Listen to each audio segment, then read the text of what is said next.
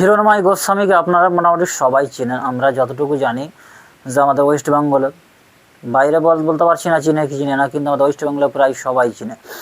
হিরণময় গোস্বামীর কাজ শুধু হলো এক ধর্মকে অন্য ধর্মকে মানে অ্যাটাক করা বা ছোট করা। এবার বক্তব্যগুলো শোনেন, তারপরে আমি বলি। এবার বাংলাদেশের হাইকোর্ট ইসলামের কথা শুনবে, এবার শুনবে মোহাম্মদ রসুলের কথা। তার মানে বহু বিবাহে সম্মতি প্রদান করবে। এখন কোন মহিলার পক্ষে থাকবে না। কোন মহিলা আগে বিবাহ হয়েছে তার কাছে অনুমতি নিয়ে পরে আরেকজন বউ হবে না, মোল্লাদের একাধিক বিবাহ হবে। তাতে হাইকোর্ট জবাব দিয়ে দিয়েছে, এই আইন চালু হয়ে গেল। হিরণময় গোস্বামী তিনি একজন হিন্দু, মানে প্রভু কিনা জানি না, তবে মনে হয় না যে তিনি প্রভু। তিনি যারা প্রভু হয় বা যারা মানে প্রভু হলে অন্য ধর্মকে যে ছোট করতে হবে এইরকম তো কোনো নীতিকথা বা মন মানসিকতা তৈরি হয় না। কিন্তু ইনি প্রভু কিনা আমার জানা নেই, আমার মনে হচ্ছে প্রভু না, এ হচ্ছে গরু। এর থেকে সাধারণ মানুষই ভালো।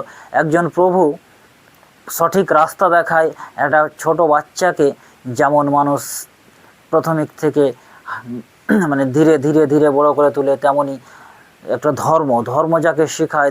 এমন কোনো ধর্ম নেই যে কোনো ধর্মে বলা হয়নি যে কাউকে কোনো রকমভাবে অ্যাটাক করো বা কাউকে কোনো অপমান করো, কাউকে কুৎসিত ভাষায় গালাগালি করো। কিন্তু এই হিরণময় গোস্বামীর শুধুই কাজ হলো মুসলিম ধর্মকে ছোট করা। এর সারা জীবন দেখে আসলাম এ শুধু একে অপরের প্রতি অ্যাটাক করা, তাছাড়া আর কোনো কাজ নেই।